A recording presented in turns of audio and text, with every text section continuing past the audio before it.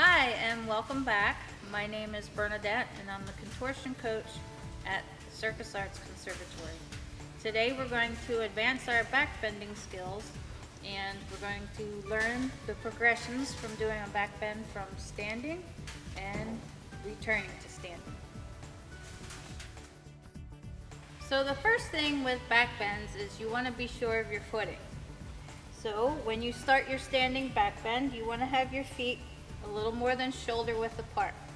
You also want to turn your feet outward. This helps to open up your hips and it actually opens up your knee joint just a little bit so there's not too much stress on those knee ligaments. The starting point is that your head is up, looking straight ahead, eyes are forward. The key is where your arms are when you start. The backbend doesn't actually start from your back. It starts when your arms are up, and it's actually going to start from your eyes. So I'm going to look up. That brings my head back, and I'm going to follow my hands backward. So something you want to avoid when you're starting your standing backbend, and this is something that I see often when I'm coaching, is everything's in the right position from the feet up, but the backbend, I see people starting their backbend, they drop the arms back and they go right into the arch from your low back.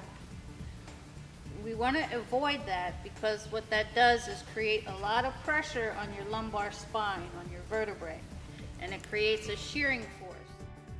So to describe what a shearing force is, say you have a bar of soap and it's in your hand.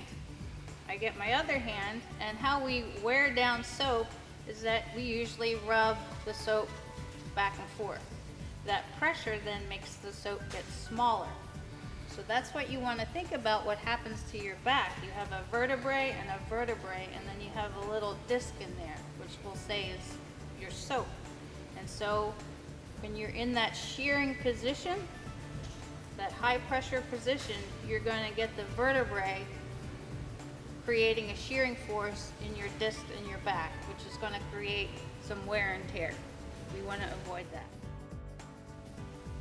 So to review the stance, your feet a little more than shoulder width apart, toes are turned out. That takes pressure off your knees and it opens up your hips so you can bend. Arms are way back behind your ears to start and your eyes are forward, head is forward. In order to get this initial start position, you do need flexibility in your shoulders. A backbend isn't just the flexibility of your spine, it's the flexibility of your hips and your shoulders. So what I'll do now is show you a nice stretch you could do to increase the flexibility of your shoulders to improve your backbends.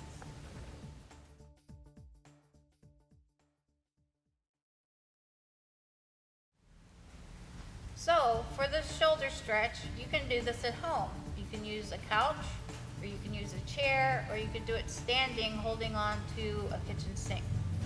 The starting position when you're on the floor is you want to have your feet together, knees apart. You're going to face either your chair or your couch, or if you have mats, face the mat.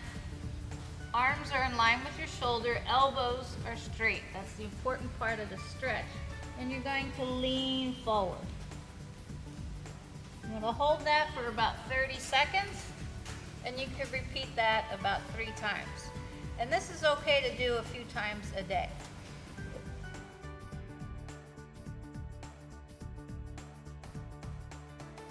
The second stretch I'm going to show you is the seal stretch.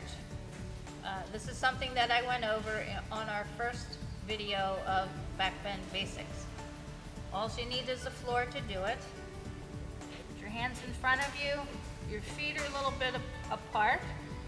Arms are nice and straight. You're going to use your eyes, bring that head back, and hold. What this does is help to stretch your hip flexors, and importantly, you need to have flexible abdominals. So they get stretched a little bit, and so do your hip flexors. Now I'm going to bring in Ricky and we're going to demonstrate the stance. Hi Ricky. Hey. Okay, so Ricky, I'm going to have you move your feet apart, a little more than shoulder width apart. Second step, turn your feet out. And always when you're doing a back bend, or actually any trick where you start on your feet, the placement of your feet is very important. You always want to start with the ground up. You have a nice support and a stable base. You have your feet.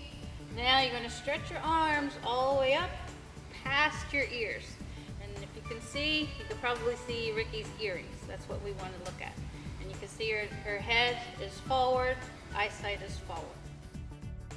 Okay, Ricky, we're just going to demonstrate what it's like to go back. So I'm going to have you look, head first, follow your hands. And as you can see in the back bend, her arms bent a little bit.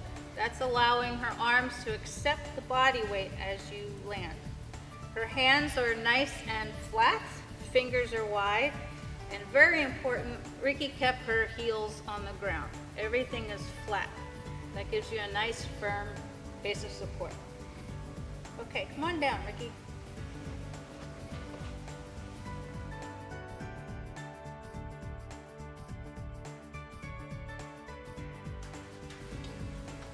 Okay, now we'll go into the progressions of the standing back bend, of actually going backwards. What you need at home is your floor and a nice open wall. So you get in your stance, feet are wide, turned out, getting your arms nice and stretched, eyes are forward. You're going to start the back bend looking, and that brings your arms back. Now what you're going to do, place your hands flat against the wall, and you're going to walk down as far as you can and hold it there. Try to at least take 3 breaths while you're holding it. That helps you build endurance and strength. Then you're going to slowly walk up, shift your weight a little bit forward, and then you're going to come to full stance. And you're going to end that in that nice position. Start and stop are the same. So arms up, eyes, I start with my eyes.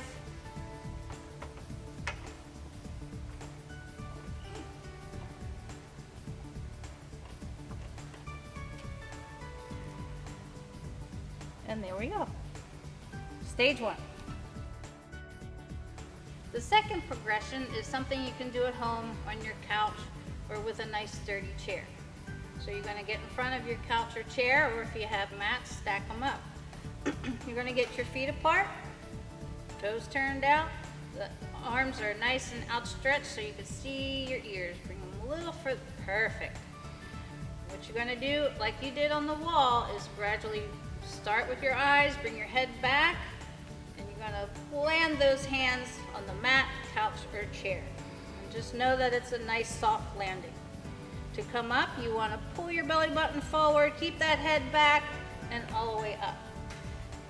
I'm going to go into some techniques on how to come up, and what we want to do, it's the exact opposite. Our feet stay flat, but we lift your arms, shoulders and arms stay back behind your ears, your head comes up, and your eyes are the last thing that comes up. We start with the eyes, end with the eyes. Okay, let's just do that one more time. So Ricky's going to get in the position, boom, right away. Here we go. Start with the eyes, leaning back, accept the weight on your hands. Now you can notice that sometimes Ricky's showing us that one way that you may experience is that you're not going to get your hands flat. That's okay. The main thing is that we're building endurance and we're getting the stretching. Just going to come up, nice stand, beautiful.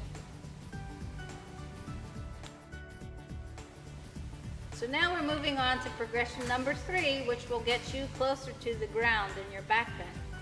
What you could do at home for this is get a stool, or you could stack up some sturdy pillows. You're going to stand in front of your pillows or the stool, or your home and you have mats, definitely use the mats. Feet apart, toes turned out, stretch all the way up. Those arms way behind the ears. We're going to start with the eyes. Head goes back first. And we land into the back bend. This is beautiful. Heels stayed flat the whole time. Hands are flat.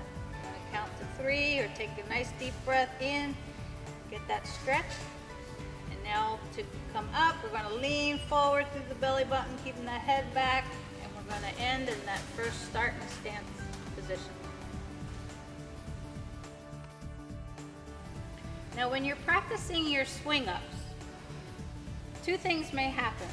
You may find as you're coming up that you're starting to move forward as you come up. Okay? That's okay. That's just meaning you're giving yourself a lot of power to come forward. The other thing which may happen is if you find yourself coming up and you sit on your bum, that's because your head came forward. You were tucking your chin. So my preference in teaching is that the head stay back. I'd rather have you step forward first. How we gradually improve on this is as you come up, you straighten your legs, your chest comes up, and you want to tighten your quads, and then you want to squeeze your glutes, and I like to use my toes to help me hold on. Okay, her feet are flat and her hands are flat and her head is back looking towards her heels. Perfect.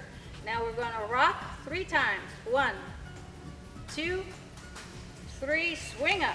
All the way up. Perfect landing, Ricky. Her start position looked exactly like her finish position. Arms are back, head forward, the eyes were the last thing to come up. She used her legs, belly button came forward, and she maintained flat feet through the whole thing. So now you have the steps for the progressions of doing a back bend from standing and return to standing. So have fun practicing your back bends, and until then, keep calm, circus on. I'm Bernadette, and you're watching CAC Connects.